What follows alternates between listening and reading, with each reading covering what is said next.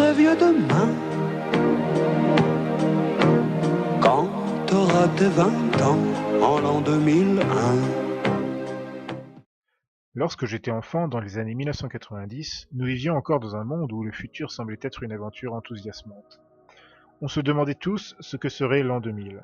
Dans la voiture familiale, le lecteur cassette passait la fameuse chanson de Pierre Bachelet, « Quand on aura 20 ans, en l'an 2001 ». L'an 2001, ça me semblait être à des années-lumière, alors qu'en fait, c'était juste demain. Dans tous les cas, il y avait à cette époque une attente encore relativement radieuse et certes très naïve du futur et de ce qu'il aurait à nous offrir en termes de progrès technologiques, politiques, sociétaux, etc., etc. Forcément, nous avions devant nous à portée de main le troisième millénaire qui ne pouvait être que un monde radieux au sein d'une Union européenne idéale. Oui, j'étais à l'école européenne et j'ai été particulièrement baigné dans ce genre de propagande. Je crois que ce ne sont pas seulement mes souvenirs d'enfants qui parlent, je crois que même beaucoup d'adultes à cette époque étaient aussi dans cet état d'esprit. A contrario, j'ai le sentiment que le monde actuel est blasé du futur. Je crois que ça s'explique en partie par l'existence d'une forme de consensus global sur ce que sera le futur. Et ce consensus, il existe parce que nous vivons dans un monde ultra connecté et globalisé. Dans un monde et dans une époque où nous vivons une quatrième révolution industrielle. Un monde où le futur, c'est déjà maintenant. L'Internet of Humanity, l'Internet of Things, tout ça, ça n'existait pas quand j'étais gamin. Enfin, ça existait plus ou moins, en souterrain, ça se mettait en place, grossièrement, mais sûrement. Mais ça, nous étions peu à le voir, car l'informatique pénétrait à peine les foyers occidentaux de la classe moyenne élevée. L'infrastructure, elle, certes, se mettait déjà en place. Il me fallut attendre les années 2002-2003 pour toucher du doigt cette infrastructure. Car comme beaucoup de foyers français, ce n'est qu'à partir de ces années-là que nous avons eu accès à l'Internet à prix abordable. Avant ça, ma vision du futur, je l'avais principalement puisée dans le vieux Macintosh LC2 de mon père, sur lequel je jouais à Another World. Je fais encore partie de ces millennials qui se souviennent vaguement de ce monde non connecté, non digitalisé, de ce monde encore réel, de ce monde où l'on voyait encore quotidiennement, des restes du monde d'avant. Dans mon cas, ça se résume à de tout petits souvenirs, l'arrière-grand-mère qui porte le voile à la messe, les vieilles femmes en tenue alsacienne sur le bord des routes, la vieille ferme dans son jus d'époque, les vieilles voitures, cette ambiance parfois encore un petit peu à la Pagnole. Je me souviens aussi des artefacts de la révolution anthropologique qui étaient déjà passés par là depuis longtemps. Les magazines yéyés des années 60, les posters des Beatles et des autres vedettes de la nouvelle vague, la France mitterrandienne, les films de la 6, les pseudomesses modernistes et leurs guitares, leurs chants et leurs sermons insupportables. Et tout d'un coup, tout avait changé avec le bug de l'an 2000, avec la Sega Saturn, avec les Tamagotchi, avec les téléphones portables. Puis, il y a eu l'ordinateur, public, répandu pour tout le monde. Il y a eu Caramel, MSN, MySpace, puis Facebook. Et finalement, les années 2000 passèrent à toute vitesse. Sans qu'on s'en rende vraiment compte, nous étions désormais complètement plongés dans ce monde connecté et la société encore relativement naïve de mon enfance avait disparu pour laisser place à une nouvelle ère, comme ça, en moins de 2. En 10 ans, l'Internet s'était déployé dans les paumes de centaines de millions de gens dans le monde entier. Ceux qui avaient compris l'émergence de ce réseau mondial dès les années 90, voire déjà avant, avaient fait fortune depuis longtemps. Que ce soit sur le plan de la géopolitique, du commerce international, de la technologie, de la médecine ou des progrès sociétaux, ces 20 dernières années furent clairement une phase d'accélération toute particulière dans l'histoire contemporaine. C'est généralement à ça d'ailleurs qu'on reconnaît une révolution industrielle, qui pour le coup est également sociale, économique et bien sûr anthropologique. L'Internet de l'humanité, ce n'est pas seulement un réseau mondial, c'est aussi une culture commune. Jadis, autrefois, nous nous projetions dans le futur principalement par la pop culture, par les œuvres d'anticipation, au cinéma ou même dans les jeux vidéo. Mais même jusque dans les années 90, la plupart d'entre nous étions encore dans une espèce de spéculation naïve, pas très éloignée au final de la vision qu'aurait pu avoir un gamin des années 1960, marqué par les voyages spatiaux, ou la vision du futur que pouvait avoir la ménagère de la même époque, qui rêvait de robots ménagers dans sa maison. Nous nous imaginions un futur fait de voitures volantes et d'innovations technologiques un petit peu grossières. Mais il faut dire que finalement, beaucoup de ces innovations, que l'on ne voyait alors que dans des films très avancés, sont aujourd'hui devenues des réalités, et même des objets de grande consommation. Mais là encore, un gamin comme je l'étais, ou n'importe quel adulte moyen, ne pouvait pas avoir une autre vision du futur qu'une vision naïve et ne percevoir que la surface des choses, et non pas le mouvement profond de cette révolution subtile. Seuls ceux qui se donnaient la peine de suivre le vrai mouvement des choses, ou qui en avaient les moyens, les capacités, avaient depuis longtemps compris la direction de la société mondiale contemporaine. Ce furent par exemple des Ted Kaczynski, les technocritiques, les situationnistes, les cyberpunks, mais aussi de l'autre côté du manche, certains mondialistes, les Elon Musk, les Jeff Bezos et les Zbigniew Brzezinski dont nous parlerons plus tard. Mais finalement, aucun de ces individus ne pouvait avoir eu la prescience de l'Église, qui, par la voix de ses papes, tels que Pie IX, Léon XIII, Benoît XV, Pie XI, Pie XII, avait depuis longtemps perçu les risques de la grande révolution anthropologique de l'époque contemporaine et avait même défini son caractère profond, à savoir ce nouveau paganisme subtil, sophistiqué, pervers et pernicieux qui infestait rapidement, déjà à cette époque, la société moderne. Pour l'Église, ce n'est pas le progrès technologique qui pose problème. La vraie question est de savoir pourquoi, par qui et dans quel but est développée la technologie. Clairement, la société du XXe siècle étant déjà largement dirigée par des régimes impies et immoraux, l'innovation technologique fut de moins en moins développée pour la gloire de Dieu et pour le bien commun. De la même façon, la vision du futur changea radicalement d'objet au contact des idéologies issues des révolutions de l'époque contemporaine. Aujourd'hui, l'accès à l'information ou à la désinformation nous apparaît comme un acquis, comme un droit se trouvant au bout de nos doigts. Mais dans les années 1990 ou même au début des années 2000, l'accès à l'information était le luxe des persévérants ou celui des possédants. Dans les années 60, il vous aurait fallu des années de recherche pour trouver l'ombre d'une preuve déterminante pour exposer les responsables de l'assassinat de John Fitzgerald Kennedy ou pour démontrer que les voyages lunaires du programme Apollo étaient de la pure foutaise. Le 11 septembre fut l'une des premières supercheries qui put être démasquée grâce à la technologie de l'Internet libre, celui des années 2000 et 2010. Imaginez-vous un peu que l'assassinat de Kennedy se soit d'ailleurs passé en 2020, nous aurions aujourd'hui des milliers de vidéos prises par des témoins avec leur smartphone, et nous aurions autant de fake news de la part des médias mainstream. Hier, la programmation prédictive diffusée dans les médias de masse imaginait le futur principalement sous la forme d'évolutions politiques ou géopolitiques. La projection du futur reflétait des fantasmes ou des projets encore relativement lointains, comme en témoignent d'ailleurs les innombrables exemples pour le 11 septembre que l'on trouve dans le cinéma, notamment des années 80 et 90, ou encore de tous ces films qui prévoyaient à l'époque une invasion extraterrestre. Quelque part d'ailleurs, je me dis que la culture contemporaine nous a énormément influencés et conditionnés dans notre approche du futur. Mais hier, cette influence était relativement limitée par les contingences techniques des médias de masse. Mais aujourd'hui, maintenant que nous sommes tous devenus des médias ambulants, des récepteurs et des diffuseurs, il me semble que cette influence est de tous les instants.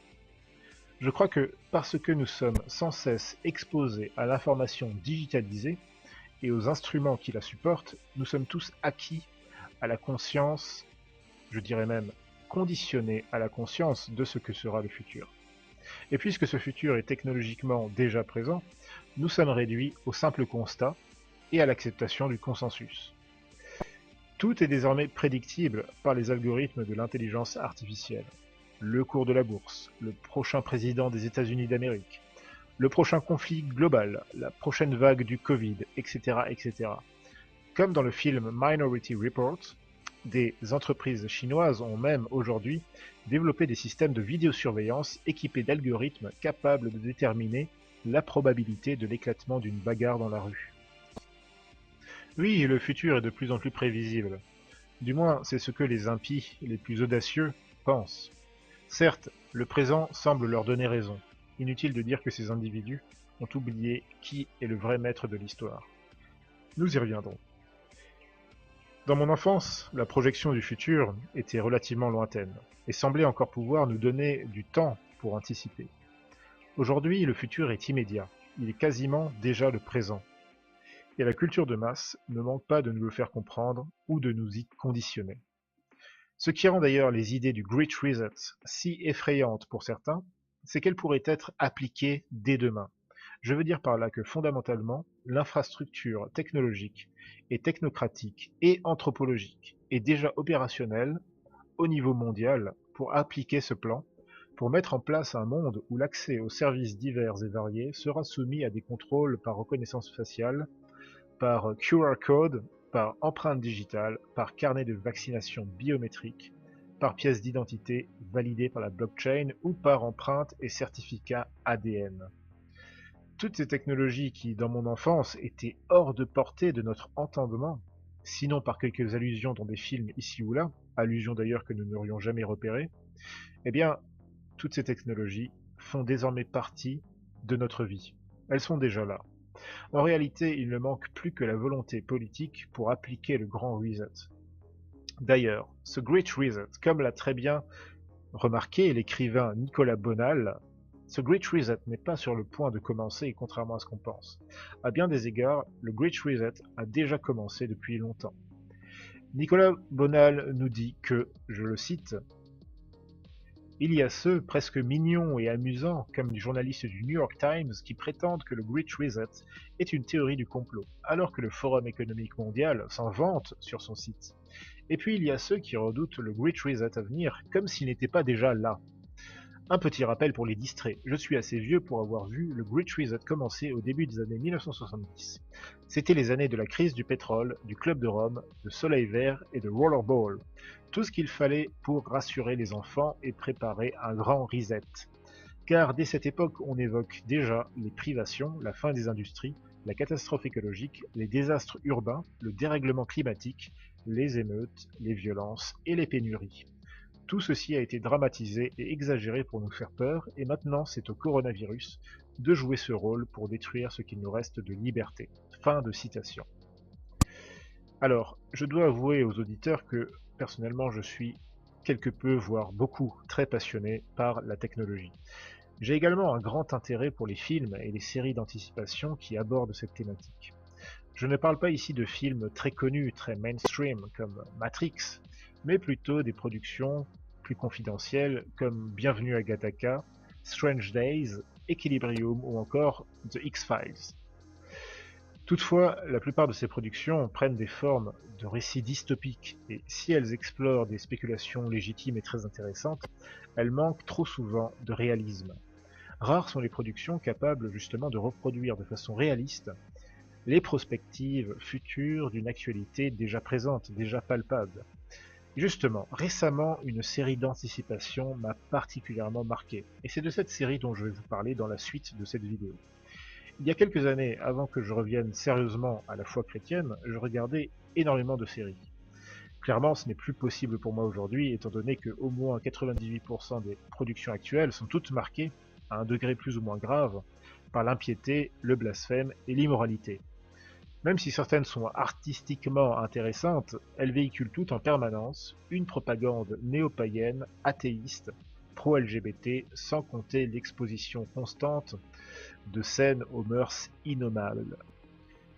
Mais tout récemment, je suis tombé sur une série qui m'a frappé à bien des égards. Tout d'abord, pour ceux qui s'en inquiéteraient, hormis deux très courtes scènes immorales qui certes sont déjà de trop, tout le reste de la série est totalement acceptable, ce qui me paraît vraiment être exceptionnel et très étonnant par les temps qui courent. Cette série s'appelle Incorporated, et elle m'a particulièrement frappé dans la mesure où elle semble, que dis-je, elle décrit les idées générales de la fameuse théorie du Grand Reset telle qu'elle a été exposée par Klaus Schwab et par le Forum économique mondial.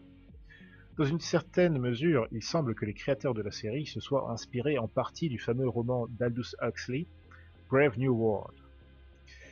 Néanmoins, le roman d'Huxley commence un peu à dater, et si son contenu reste indubitablement avant-gardiste et précurseur, son défaut est de plonger parfois dans l'exagération, voire dans le surréalisme, ce qui est tout à fait compréhensible, et ce qui a également son charme. Contrairement donc à ses précédents, la série Incorporated décrit un potentiel futur proche avec un réalisme et une acuité que je n'avais jamais observé jusque-là dans d'autres séries d'anticipation. Bizarrement, malgré sa grande qualité de scénario et de mise en scène, eh bien cette série a été stoppée en 2017 après une seule saison. Peut-être était-elle justement trop réaliste. Outre le fait qu'elle ne comporte quasiment pas de scènes graphiques, ce qui est rare de nos jours, la série Incorporated a l'avantage d'être une projection très réaliste du futur immédiat. Elle échappe donc largement aux défauts de beaucoup d'autres productions dystopiques des années précédentes, qui justement péchaient beaucoup à mon avis de ce côté-là. La trame de la série se situe donc dans les années 2070. Les scénaristes n'ont pas cherché ici à projeter des fantasmes ou à imaginer un futur extraordinaire, mais plutôt à coller le mieux possible à une projection logique et raisonnable de notre actualité immédiate. Ainsi, par exemple, la technologie présente dans cette série est un prolongement en fait très plausible et très réaliste de celle dont nous disposons déjà aujourd'hui. Le cadre historique dans lequel se situe la série est le suivant. À la suite de grandes catastrophes climatiques et environnementales, les États-nations et les gouvernements démocratiques ont presque totalement perdu de leur pouvoir au profit des grandes corporations multinationales, lesquelles sont devenues des puissances géopolitiques disposant de pouvoirs régaliens. Ces nouvelles puissances règnent, s'affrontent, concluent des alliances et constituent désormais les vrais acteurs de la diplomatie internationale. Le jeu géopolitique mondial est principalement une guerre de marché, et ces guerres de compétition peuvent éventuellement tourner en conflit militaire puisque chaque multinationale possède sa propre armée. La cause principale de l'avènement de cette société fut une crise écologique majeure qui frappa en particulier l'Amérique du Nord et l'Europe vers le milieu du XXIe siècle.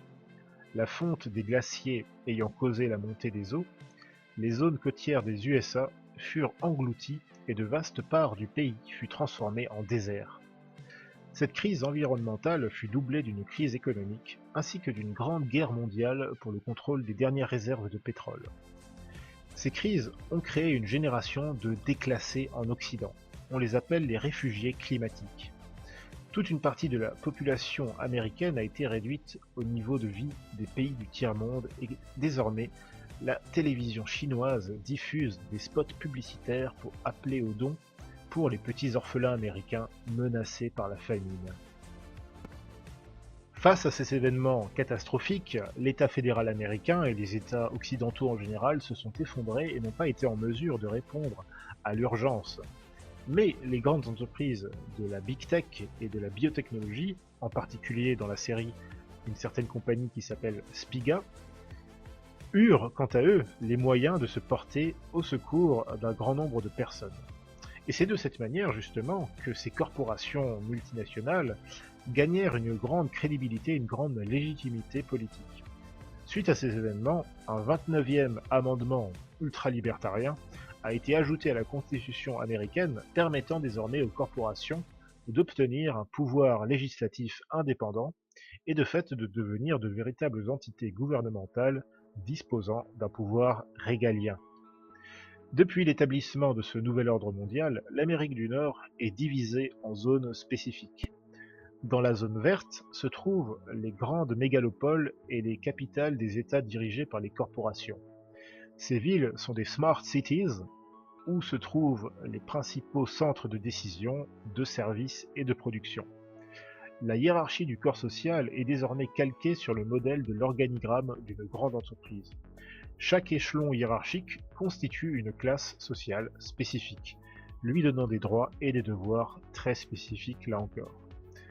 Tout ceci fait un peu penser à la division de la société consumériste de Brave New World ou à la société communiste de 1984. Néanmoins, dans Incorporated, les échelons hiérarchiques ne sont pas aussi fixes et rigides, comme on va le voir. L'ascension sociale est possible par divers moyens, légaux ou illégaux. À côté de la zone verte, on trouve les vastes zones rouges, où vit le reste de la population. La zone rouge est constituée de vastes zones urbaines à moitié anarchiques, avec très peu de services sociaux et très peu d'administration, et des zones qui sont dominées par la précarité, l'insalubrité et le crime. Néanmoins, le commerce est encore possible dans la zone rouge, notamment le petit commerce, et ses habitants peuvent se rendre en zone verte pour y occuper des emplois subalternes, ou ils peuvent également passer des examens pour trouver une fonction plus élevée dans la corporation ou dans une des corporations qui se trouvent dans les zones vertes. Au-delà des zones rouges et des zones vertes, on trouve les camps de réfugiés climatiques, au sein desquels les populations espèrent pouvoir obtenir le droit, le laissez-passer pour pouvoir s'installer en zone rouge. D'autres zones du monde, parfois des régions entières de pays comme la France, sont désormais privatisées et possédées par l'une ou l'autre corporation. Il reste néanmoins des zones échappant à ce nouvel ordre mondial, très loin, en marge du monde.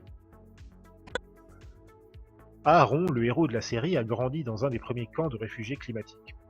Enfant, il a assisté au suicide de son père, ancien assureur prospère, ruiné du jour au lendemain par l'effondrement économique causé par le changement climatique.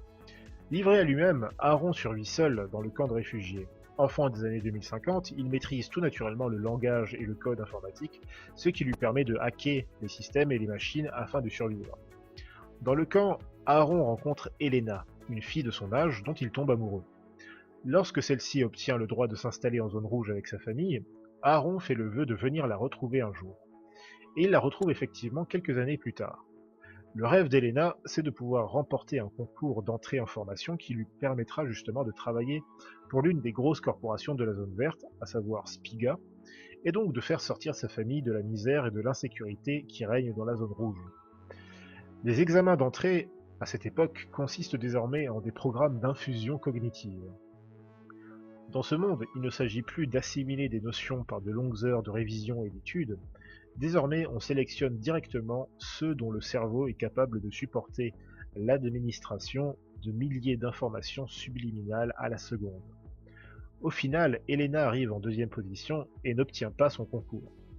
Néanmoins, une représentante de la corporation Spiga, ayant remarqué la beauté d'Elena et son intelligence, lui propose d'intégrer la zone verte grâce à ses charmes, c'est-à-dire en devenant une prostituée de luxe, et en intégrant les groupes d'escort girls mis à la disposition des élites de la compagnie dans les executive clubs de l'Arcadia, c'est-à-dire le club très sélect de l'élite de la zone verte. Malgré les efforts d'Aaron pour aider la famille d'Elena à éponger ses dettes, leur restaurant est brûlé par un criminel envoyé par la corporation, et le père est emprisonné pour défaut de paiement. Acculée de toutes parts, Elena accepte de se vendre à la corporation afin d'éponger les dettes de sa famille. On voit ici que le monde hautement technologique et connecté n'a nullement corrigé les mœurs dépravées d'une partie de l'humanité. Aaron se jure donc de tout faire pour sauver Elena de cette condition dégradante, qui est une condition en réalité d'esclave sexuelle. Elena appartient littéralement désormais à la corporation. Grâce à ses talents de programmateur et grâce à l'aide d'un ancien ami, Aaron parvient à hacker sa propre identité et à s'infiltrer en zone verte afin d'intégrer la compagnie et d'en atteindre les plus hauts échelons. Toujours bien sûr dans l'unique but de retrouver Elena et de s'enfuir avec elle. Comme on le voit dans ce monde, la société occidentale se divise désormais en nouvelles zones et en nouvelles classes sociales.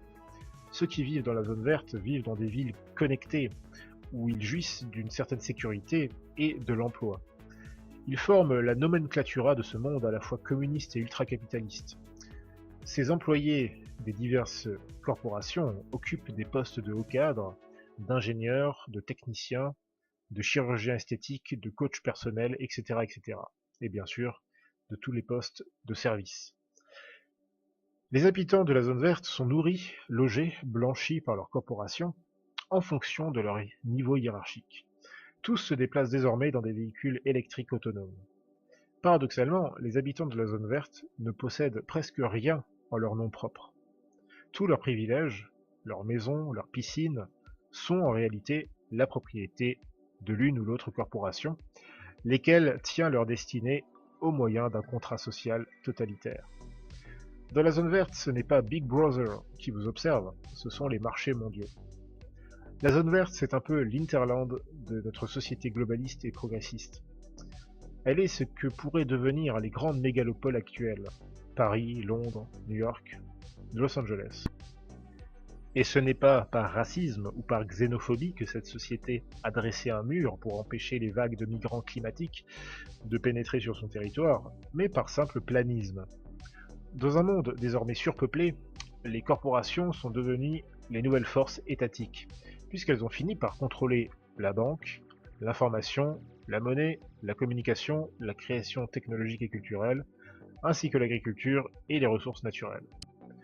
Dans ce monde, l'ADN a définitivement intégré le big data, et l'humain augmenté est la norme sociale, que ce soit dans la zone verte ou la zone rouge. Ceux qui désirent changer d'identité, ou fuir la corporation après un crime de haute trahison, se font refaire non seulement le visage, mais également les empreintes digitales et l'ADN. Dans ce monde, la médecine a fait des progrès sensibles, mais pas si exceptionnels que ça en comparaison avec notre époque. L'une des avancées les plus remarquables est la capacité de manipuler l'ADN comme une simple donnée informatique, et donc de la programmer à l'envi. Un autre aspect du progrès scientifique dans ces années 2070, c'est le développement de la neurochimie et des technologies cognitives, domaine dans lequel évolue justement Aaron, le personnage principal. Là encore, ce côté très réaliste de la projection du progrès scientifique m'a beaucoup plu dans cette série. On perçoit très nettement la connexion directe avec l'état de notre époque et avec les années 2070. D'ailleurs, certaines choses ne changent pas, ou alors ont évolué comme on pourrait se l'imaginer. Par exemple, grâce au progrès technologique, eh bien, la chirurgie esthétique est désormais une formalité et permet de substantielles modifications de l'apparence. Les blessures cutanées et superficielles peuvent être guéries instantanément grâce à une espèce de spray qui régénère les cellules de la peau, en tout cas les cellules superficielles. Cependant, bien sûr, la mort n'a évidemment pas disparu, et contrairement à Brave New World, il n'y a pas de soma dans ce monde, ni de volonté réelle de contrôler en permanence l'état émotionnel des personnes. La nature humaine dévoyée sait très bien se trouver elle-même ses occasions de débauche, et sait d'ailleurs également se conformer aux contraintes sociales lorsqu'il s'agit de survivre ou de développer des ambitions personnelles. Toutefois, même la zone verte doit s'abstenir de certains luxes. Par exemple, la vraie viande animale est devenue hors de prix et extrêmement rare. On mange donc principalement des légumes et de la viande de synthèse. En raison des bouleversements climatiques survenus dans la moitié du XXIe siècle, les zones de production agricole ont complètement changé d'endroit, de même d'ailleurs que les cultures traditionnelles. Ainsi, le champagne est désormais produit en Norvège, et les nouvelles zones de conquête agricole se situent dans les anciens déserts, rendus fertiles au moyen de la biotechnologie. D'ailleurs, la refertilisation des déserts est l'un des enjeux géopolitiques principaux. Dans ce monde, l'eau douce est devenue une denrée rare, et les compagnies internationales se battent entre elles pour être les premières à pouvoir utiliser l'eau de mer afin de fertiliser les grands déserts créés par la catastrophe écologique et bien sûr d'en tirer de mirifiques profits. Contrairement au scénario de Brave New World, la société décrite dans Incorporated n'a pas aboli la monogamie ou la parenté, mais elle les a tout de même sérieusement dénaturées. Ainsi, les politiques eugénistes sont la norme dans la zone verte. La natalité y est contrôlée et les couples doivent obtenir un permis pour procréer. La science parvenant désormais à manipuler l'ADN, les couples ayant obtenu leur permis peuvent choisir l'apparence de leur enfant avant sa naissance, comme on choisirait les options d'une voiture avant son achat. La procréation médicalement assistée par ordinateur est donc devenue la norme. De même d'ailleurs que la GPA, puisque, afin que les femmes travaillant dans la zone verte puissent donner un plein rendement à leur entreprise, il est possible de louer les services de mères porteuses qui vont rester chez vous à domicile pendant toute la durée de la grossesse. En fait, dans ce monde, la GPA est même devenue la norme, et la gestion naturelle est devenue l'exception. La gestation naturelle est soumise à des règles sanitaires et les maternités conseille d'office l'avortement en cas de détection d'anomalies génétiques. Aaron, par exemple, Aaron et sa femme, provoquent la surprise et le scandale de la clinique lorsqu'ils annoncent vouloir mettre leur enfant au monde de façon naturelle. La religion, d'ailleurs, est quasiment absente de ce monde, du moins dans la zone verte. On aperçoit toutefois à un moment donné de la série, ce qui est très curieux, un tableau de la Sainte Vierge bien mis en évidence dans le bureau de l'une des dirigeantes de la compagnie Spiga. Vers la fin de la première saison, on découvre également dans la zone rouge l'existence d'une sorte de secte monastique aux accents fortement manichéens. Le thème n'a malheureusement pas pu être développé davantage par les réalisateurs. Dans la zone rouge vivent toutes les autres personnes jugées inaptes à vivre en zone verte. La zone rouge représente une vaste zone à moitié chaotique où règnent des clans criminels et des factions nationalistes révolutionnaires présentés comme des terroristes dès le premier épisode. Là encore, le thème n'a pas pu être beaucoup exploité à cause de l'arrêt soudain et étrange de la série. Les habitants de la zone rouge ne peuvent pas entrer dans la zone verte, sauf sous des conditions bien strictes, principalement pour y travailler dans des emplois subalternes comme serveurs, femmes de ménage ou aide à domicile. Ceux qui veulent s'installer durablement en zone verte peuvent le faire uniquement en intégrant la police privée de la corporation. Les autres peuvent tenter un concours d'entrée très sélectif qui déterminera s'ils possèdent les atouts et le quotient intellectuel nécessaire pour être admis dans la corporation. Ceux de la zone verte peuvent en revanche venir s'encanailler dès qu'ils le veulent dans les quartiers chauds de la zone rouge, par exemple pour y venir voir un combat de MMA illégal ou pour y trouver d'autres motifs de dévergondage. La zone rouge n'est toutefois pas entièrement chaotique. Un faible ordre social y règne à côté de la loi de la débrouille, du petit commerce et des trafics en tout genre. Toutefois, la précarité y est telle que même de simples familles ordinaires survivent en pratiquant le kidnapping d'enfants de riches pour exiger des rançons payées en Black Coin, la crypto-monnaie universelle et surtout utilisée en zone rouge. La zone rouge compte aussi son lot de dissidents politiques, de flibustiers et de criminels. Ces derniers n'hésitent pas d'ailleurs à utiliser à leur profit la technologie de la zone verte, par exemple en sélectionnant et en payant des couples génétiquement aptes à procréer les meilleurs combattants pour les tournois de MMA. Un des intérêts de la série, c'est justement qu'elle échappe à toute approche grossièrement binaire et montre que, d'un côté comme de l'autre de ces sociétés, on trouve le même cynisme, les mêmes ambitions et la même laideur d'âme. D'ailleurs, Aaron lui-même n'est pas exactement un héros, mais c'est plutôt un anti-héros.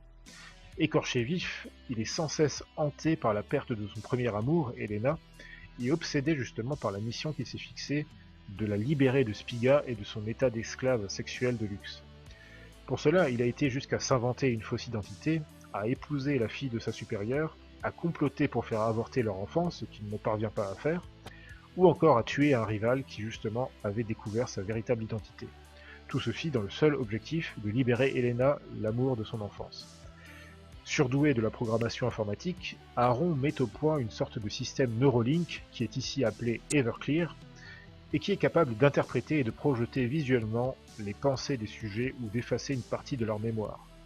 Il sait que sa création contribuera à étendre encore un peu plus le pouvoir de Spiga, mais son seul objectif à lui, c'est de gagner en grade afin de pouvoir atteindre Elena et de la libérer. Pour lui, tout le reste, le mensonge, les meurtres, la collaboration, ce sont des moyens pour justifier la fin. Et ça, c'est un côté très intéressant de la série qui, là encore, n'a pas pu être très développé. Et au fond, le monde étant déjà ce qu'il est, Aaron semble penser qu'il n'a pas à avoir de scrupules de ce côté-là.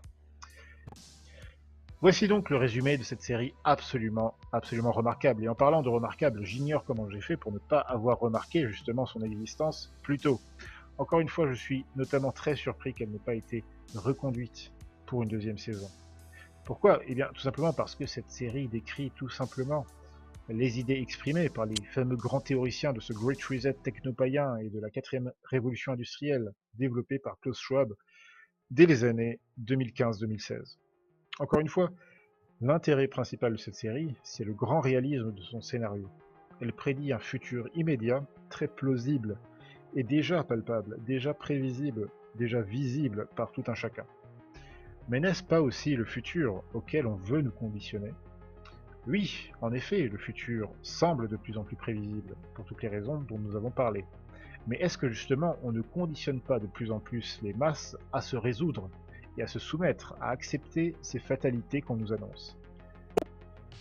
Un tel prophétise le prochain effondrement économique, un autre le réchauffement climatique, un autre une nouvelle vague de coronavirus et un autre encore une menace informatique globale, de même qu'on nous présente d'ailleurs sans cesse les abominations antinaturelles de l'homosexualité et du transgenderisme comme étant des progrès inéluctables et donc logiques, et je dis tout ça bien sûr avec beaucoup de guillemets. Comme dans Incorporated, nous voyons clairement aujourd'hui que les cartels de la Big Tech et du Big Pharma représentent beaucoup plus que de simples forces d'influence économique. Ces cartels disposent désormais d'un pouvoir politique autrement plus important que celui dont pouvaient disposer jadis les compagnies coloniales, voire même les cartels pétroliers du début du XXe siècle.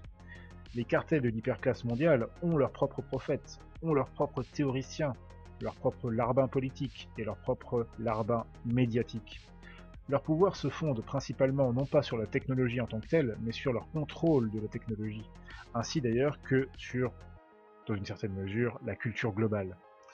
Zbigniew Brzezinski prophétisait déjà la chose suivante en 1967 dans son livre L'ère technétronique. Je le cite: une autre menace, moins manifeste mais non moins fondamentale, est celle de la démocratie libérale. Plus directement liée à l'impact de la technologie, elle implique l'apparition progressive d'une société plus contrôlée et plus dirigée.